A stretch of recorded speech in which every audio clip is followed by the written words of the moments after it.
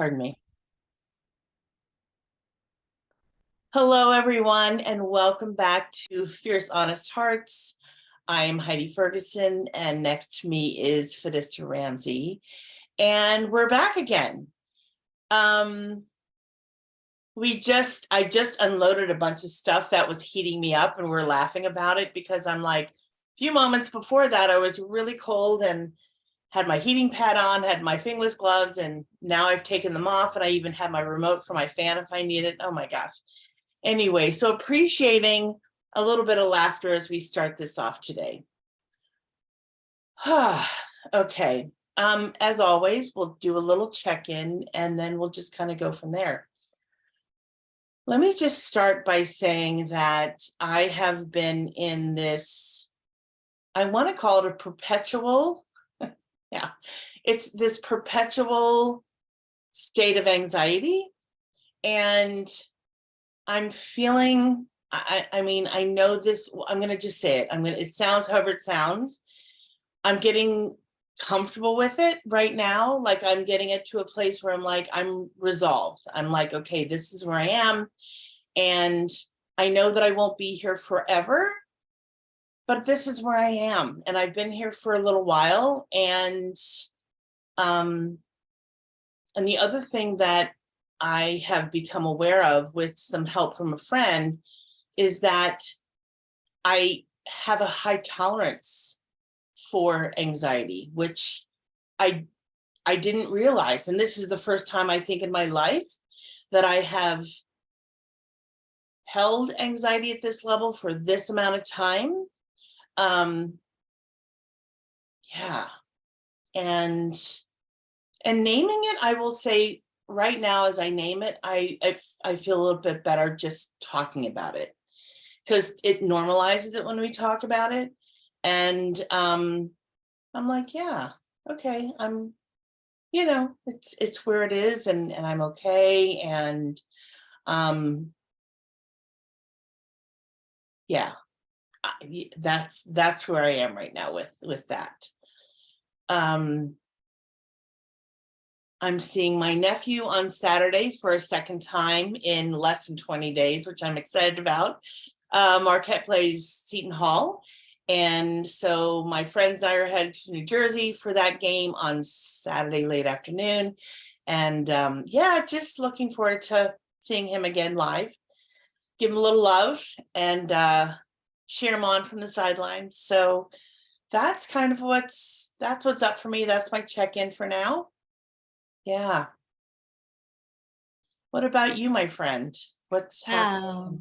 Yeah, thank you for just sharing that. I don't think you're alone, and at least I know with so many of my friendships, clients, everybody, like, we have our seasons of anxiety. And I think I remember when I got laid off one year, and it was months of working with those emotions, and when you said consistently, I just felt tenderness there because I know that place, and it's not an easy place to navigate. And I've seen you really have your back over the last few weeks with it. Yeah. Thanks. Thank you. Thank you for naming that. And yeah, I'm super psyched to hear you get to see your nephew. And you said Jersey. I'm like, girl, where in Jersey? Because I'm on the border right here. Goodness, let's see. For me, I am feeling into, because this is where I can have a little trouble, multiple opportunities before me, all of which I would like to say yes to. Surprise, surprise. And really trying to hold with maturity, like, if I say yes to this, what will my schedule look like? If I say yes to this, what will my schedule look like? Right. And saying yes to all three at this moment would be foolhardy. And just watching the dance within me that is a time optimist, that thinks it's all possible, that wants it all to be possible, now thankfully paired with like an adult version that's like, "Mm, each of these choices, as all our choices, have consequences." So it's interesting to say to people, let me get back to you. That's a flex for me, particularly when people are like, by when can you let me know? And it's like, Mhm. I got to know first before I can let you know. Um, so not feeling like there's deadlines per se, but that I need to make some choices this week as to how this year will shape out. Mhm. Um, so that's just a place I continue to wrestle and learn and grow, and I'm doing it better than I've done in the past, which would have been that I'd said yes to all of them already.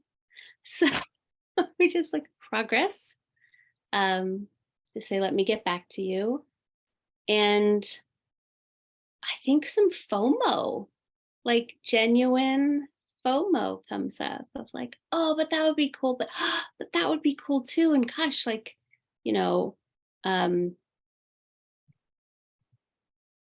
it would be cool and I don't want to miss out is one container. But I'm actually looking at, what did I say my priorities were this year? Mm. And do these line up with those priorities or not? Right? Because it can always be cool to go do the next fun thing. Mhm. Um, but I also hold my time as not infinite, Yeah. you know?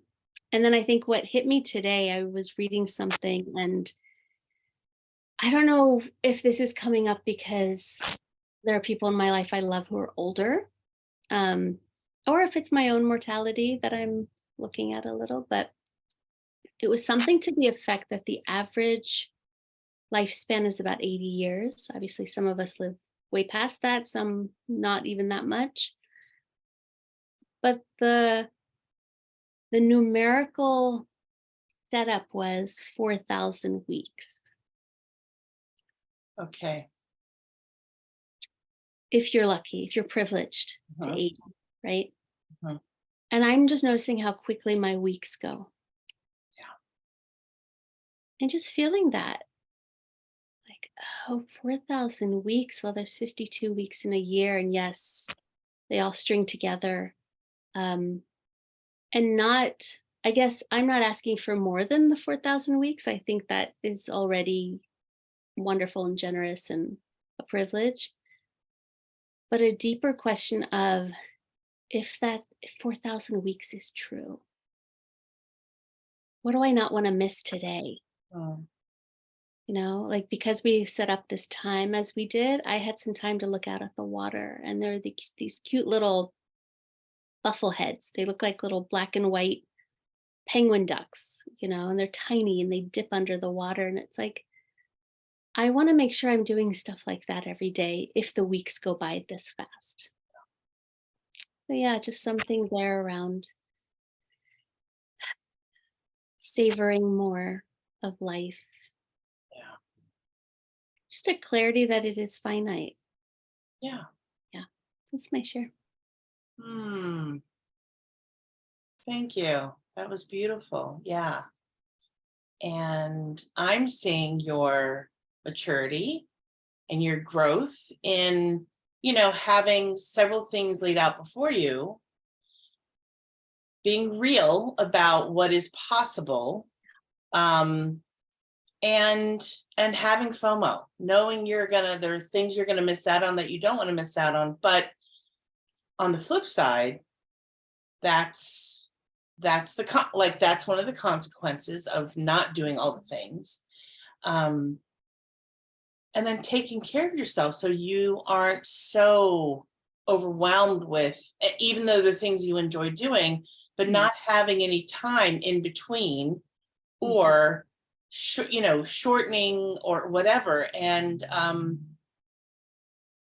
we've talked about this many times, and I've done that to myself, and I'm like, yeah, that I don't want, I know I'm willing to be okay with FOMO, mhm, and it does pass. Like for me, it'll pass. and at this point in my life, it passes more quickly than not, probably just because of my age and the experiences and whatnot. But there is that, like, there's some grief because we're letting go of something that we wanted to do. And so there's a lot of layers here to the maturity of it, and to the reality of, like, this is what's best for me right now. Mhm. Yeah. Thank And then wanting you. to savor the moments where these little beings, this bird species that you enjoy watching on the water, and how lovely that you get to live Mhm. right, right on the shore of the Hudson. I mean, Mhm. that's a privilege too. Yeah. Yeah. Yeah, and the finiteness of, like, they're only here for a few months of the winter. Yeah. So it's just all these places of looking at how maybe good it is to look at how finite things are. Hmm. Often I feel like we're scared to look at that, right, as humans. But if we look it right in the face, it might help inform, it's helping inform my choices. Hmm. Yeah. Sure. Yeah. Yeah. How about you? Where do you sit with knowing the finiteness of this existence? And I think we even talked about impermanence recently. We did talk about Mhm. impermanence. Yeah. Whew. Um, it's a struggle.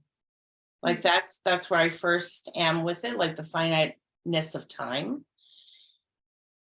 because everything does come to an end. Everything ends. And so,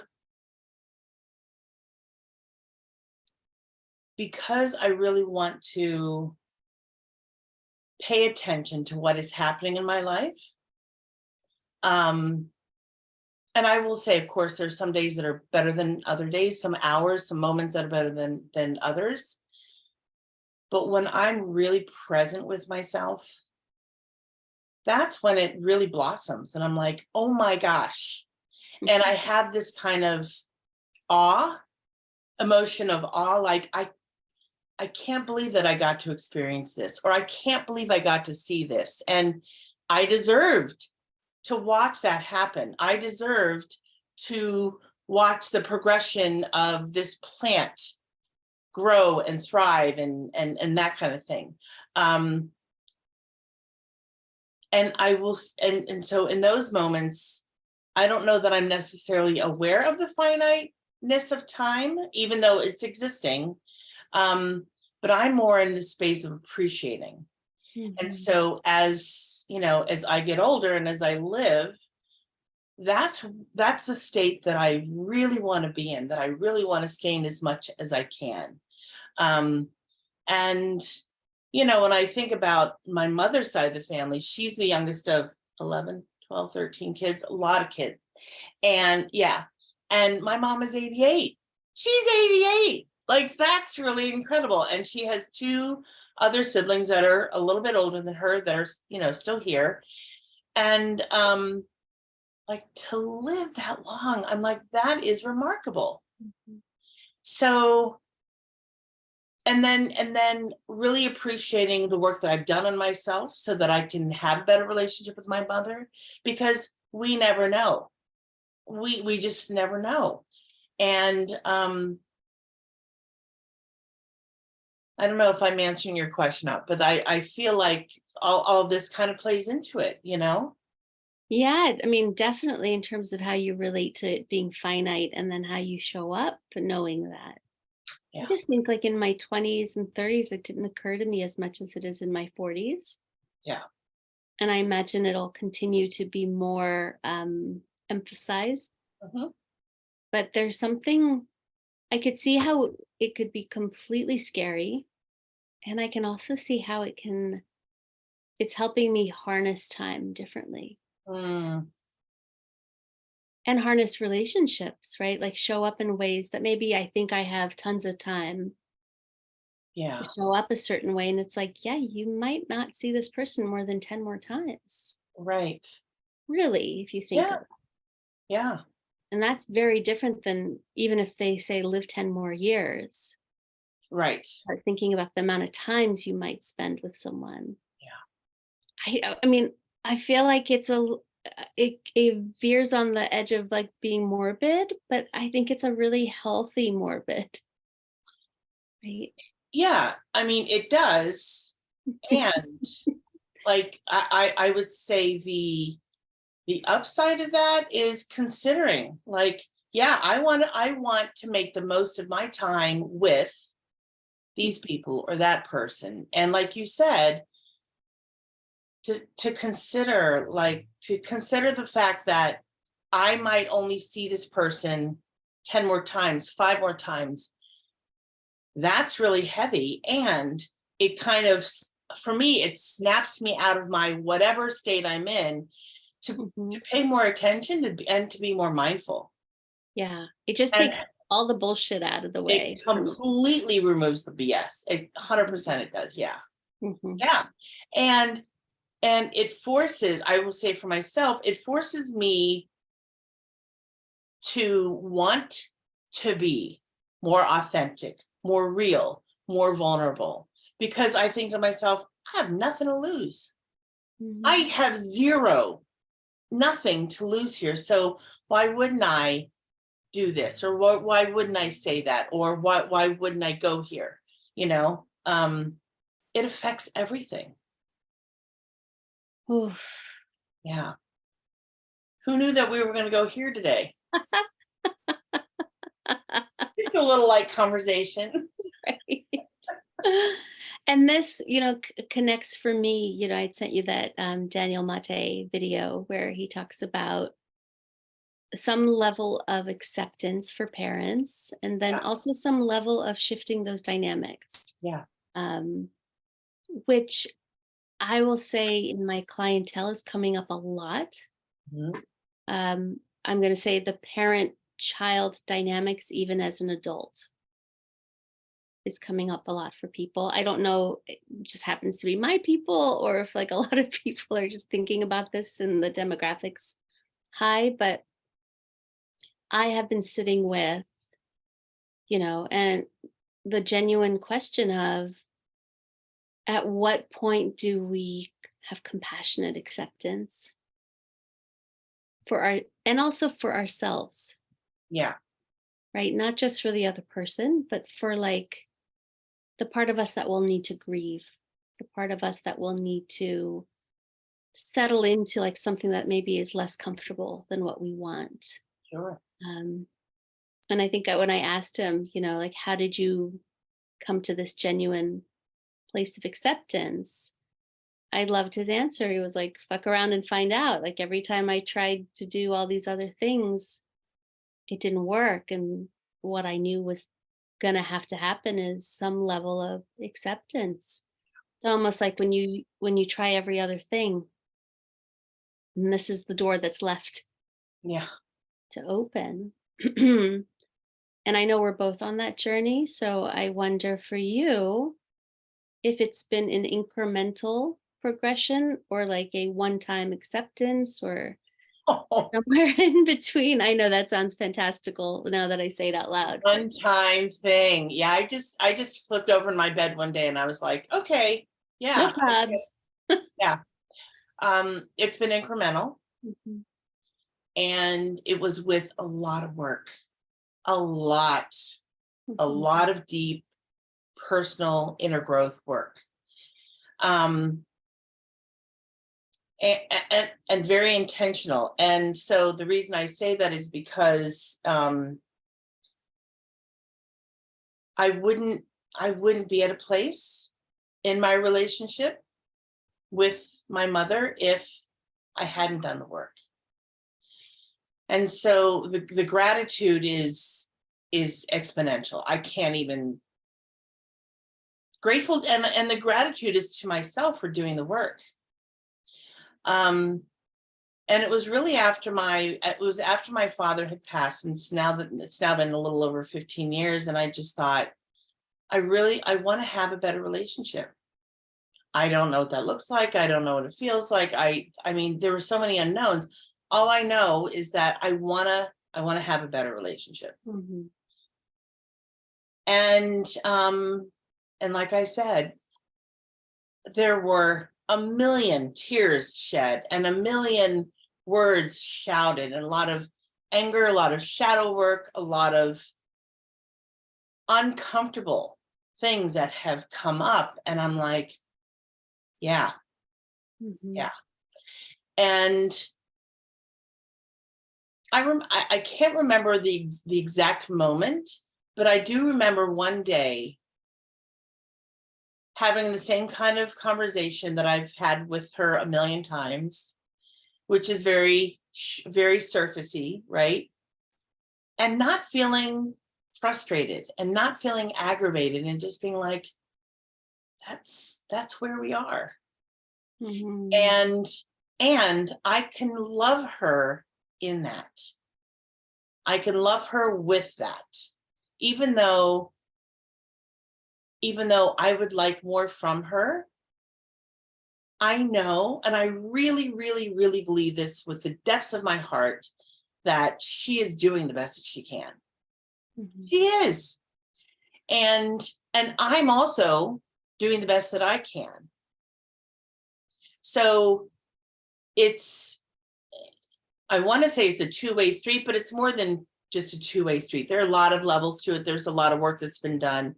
But at the end of the day, when I see her, I want to feel love towards her. And I want to feel acceptance, and I do. And I'm at that place where I'm like, okay, she is who she is. She's not going to change. That's okay. But I can change. I can change my heart. I can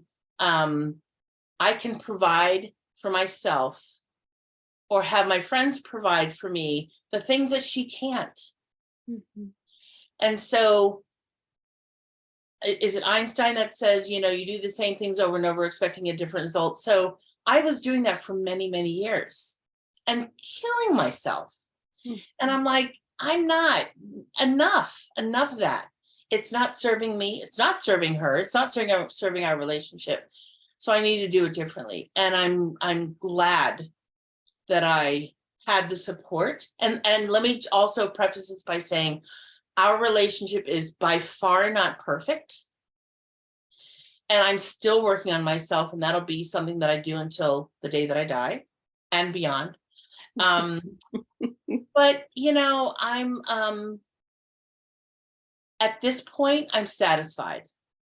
I still feel frustrated sometimes, but for the most part, I'm like, it's okay. Yeah. It's okay. Thank you so much for sharing that. Yeah.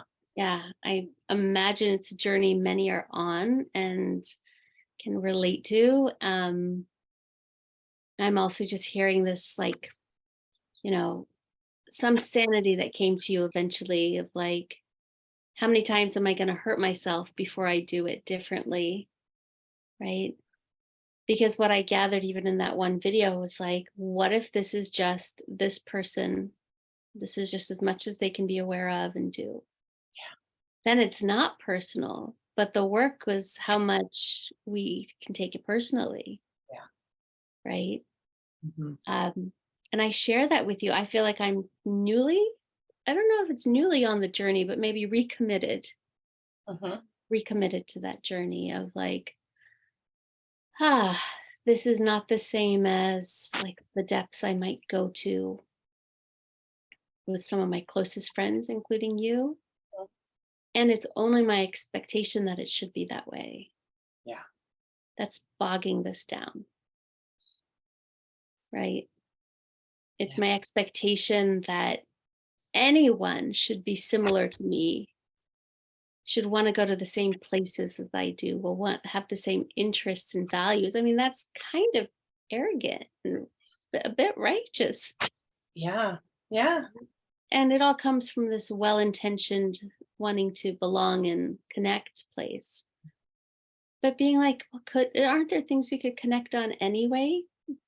Like, and yes, sometimes it's acquiescing to a little bit more surface conversation, right? But I'm learning not to just try to pull people to where I want them to be, but what I heard you say is like meeting them where they're at. That feels like a lot of grace and acceptance. And how much, like, I know I want grace and acceptance. If, you know, if I talk to a friend and they're like all 5D and light languages and shit I have like no idea about, Mhm. I feel really loved if they're like, okay, cool, let's talk about neuroscience. Maybe Right. for them, that's like surface talk, Mhm. Mhm. right? Yeah. Maybe for them, they are accepting where I'm at. I don't Yeah. know. Like I really hold that to be true. And it actually opens my heart a lot more to be loving this way Mhm. because I'm not resisting and I'm not insisting Right. that it be different, which is a huge energy leak. Instead, I can just be like, oh, how can I make this fun for us? Right. And again, why does every conversation I ever have to go into the plumb the depths? It's okay. Don't Right. take yourself so damn seriously. Like, yes, it's nice to swim there, but it's okay, Yeah. you know?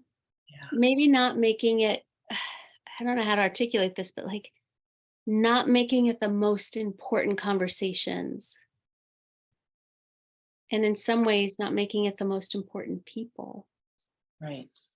which feels a little sad to say, but like, let's not automatically assume our family has to be the most important, most deepest convos, because they're Right. not always. Right. Right. Yeah. And if I can add to that, so the with the acceptance of other people, meeting them where they are, we in turn, as we do this, we're also accepting ourselves, Hmm. right? At a certain place. And so I'm going to speak for myself. So letting go of that disappointment, because if I don't have an expectation, or if I really lower my expectations, which I talked about, I think last week on the podcast, but certainly as part of my, it's something that I want to change in the new year, just something, a different attitude that I want to have. And it's not because I don't want the person to be a certain way. It's just that reality, like, let's be real about this. Hmm. Know our audience, know who we can really relate to in a deep way, know who we can't, and then have that be the expectation. Hmm. And then, and if we really lower that expectation, we might be pleasantly surprised. Hmm. And that I love. I love being surprised when someone just kind of flips the script and says, hey, what about? And I'm like, where did you come from? You know, that's really lovely. I love that so much. But it doesn't show up when we're insisting it show up. You're right. It doesn't. Because It, I think we're probably all ruffled up and frustrated. And then, right, I think of, I'm going to say with both my parents, I've had some deeper conversations recently. And it only came from me not insisting we have deeper conversations. uh-huh. Because I was no longer in this frustrated teenager energy. uh, I was just in like, okay, cool, well, whatever. But I still had access to asking some deeper questions. Right. I just didn't, it's almost like I didn't hold them hostage to it having to look a certain way. Mm. And then it could go there. Like I just watched this happen in my life when I've set it as this goal and gotten weird about Yeah, everyone feels the weird. they do. And when you're like, meh, whatever, Yeah. then there it is. Yeah. There's some kind of alchemy there I don't quite get, but I sense it has to do with how my energy ends up being edgy. Right. Mine too. Hmm. And I know that when my energy is edgy, what could be happening with the person across from me is that they could feel less than, Yeah. And and judge. judged, judged, felt less than, felt not equipped, not Mhm. whatever. And that's the last thing that I want with any relationship that I'm in. Yeah. It doesn't serve anyone. Mhm. And I would also say most likely it will create a lack of trust. Mhm. And so where do we build from there? So I would rather, you know, be as easy. Can't even believe I'm saying this about myself because I'm so not easy breezy, but wanting attempting to be as easy breezy as I can, keep it as light as I can, and then, like you said, allow it. If it happens, it happens. Allow it to go deeper in a very organic way. Mhm. Yeah. And I also want to bring forth, because we talked about this offline, maybe we've talked about it in the podcast, but we both have said that we want more laughter. Like I am a very intense, very deep person, and I want more laughter because I can hold that. Like laughter is just one of those really fun and lovable and tangible things. And I want more of that. Definitely. Yeah, and it's so welcome, right? Like I think of my world, which is more shadow work and relational trauma and you Yeah. know, and it's like, wait a minute. Yes, I can swim there and it's wonderful. But I need a little lighthearted, playful, dancing, laughing, goofy energy too. It's actually really recharging. Mhm. Mm-hmm. Yeah. Mm. Yeah. And it's a pattern. I would also say it's a pattern disruptor too. Because if I'm in this state of a cycle of intensity, etc., and grief and all that kind of stuff, I need to slap that upside the face and be like, snap out of it. Yeah. Yeah, and have some levity with it, because otherwise, oh my God, I mean, I don't want to be in that state. Yeah. Yeah, It's you're helping me get in touch with because I'll have friends who have that gift where I might be really in it, but they can also hold the steady humor, yeah. right? And it is not something I go to naturally, but when someone goes there with me, I do really appreciate it. Yeah. It's reminding me, when someone's struggling, I can go much more into the like, oh, poor baby, like how can I help? And that, hey, maybe bringing something playful, again, know your audience, Mhm. right? I remember last week having a conflict with Richard and bringing it up to a friend of mine who's just not bringing it up as a like, let me just unload this, but like, hey, what am I not seeing here? Like, I feel like I have a blind spot Mhm. kind of thing, Mhm. and processing it. And he just brought so much humor to like my blind spot, and for me it was more like, how am I not being a care bear here? I think I'm being a care bear and I'm being told I'm not. And the amount of like joyful processing, it actually was better than trying to do it all serious and like, Uh, right? You can feel the difference, right? Of like, oh, let's just laugh at ourselves a little. yeah, bring more of that. Mhm. Mhm. Oh, yeah, more laughter. Like levity, right? I think of like the don't take yourself so damn Oh seriously. my gosh, yes, I yes. need to put a post-it of that somewhere because I don't think people see that about me, but I think it happens for me, Mhm. you know. Yeah. Mm, thank you, Oh, friend. thank you, friend. Yeah, this is lovely. Shall we move to a different, where did I put my, yeah, hang on one second. Yeah, you have a question for us? I do have a question. I just need to Okay. find my, oh, okay. What is your favorite meal to cook and why?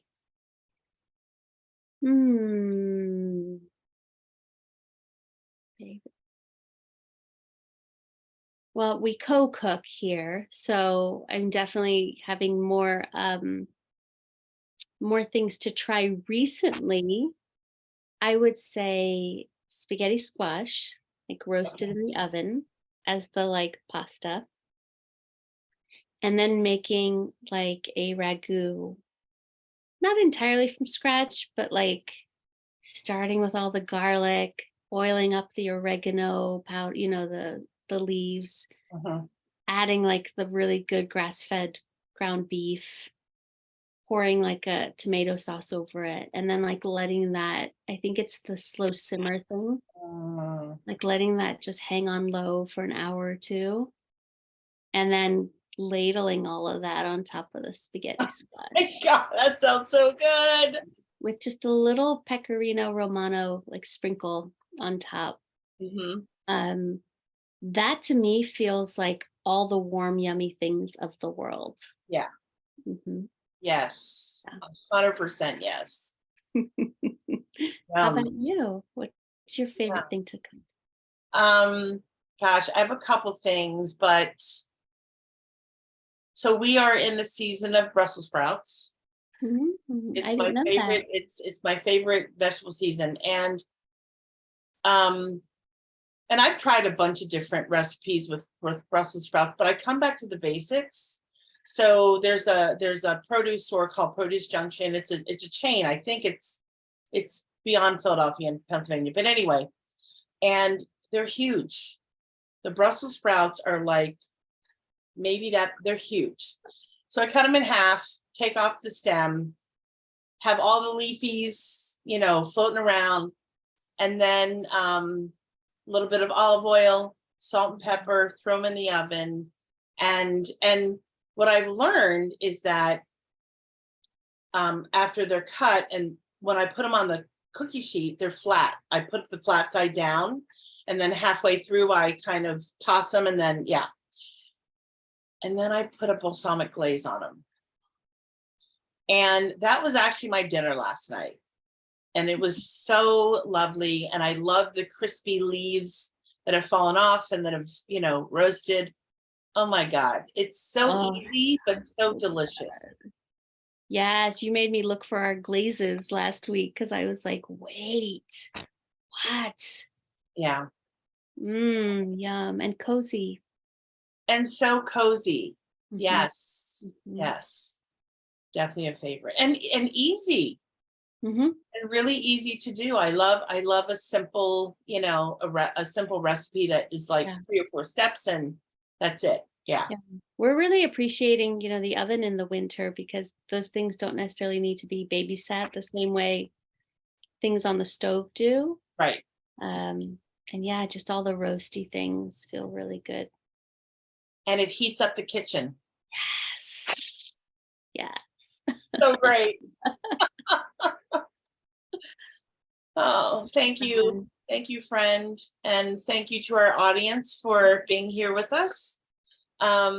If there's anything that you want to comment about or relate or share, please do send us a like, subscribe, do all the things so that we can advance our viewership, hopefully. mhm. Yeah. Do you have anything you want to add? Yeah, just gosh, if you're struggling right now, I think this time of year, these months, all the things, please reach out, whether it's to us or to someone in your life that you feel safe with. Yeah, just know that that actually is an act of courage and that there are people who care about you. Yeah. So, yeah, 100%. feels important. Thank you. Thank you, everyone.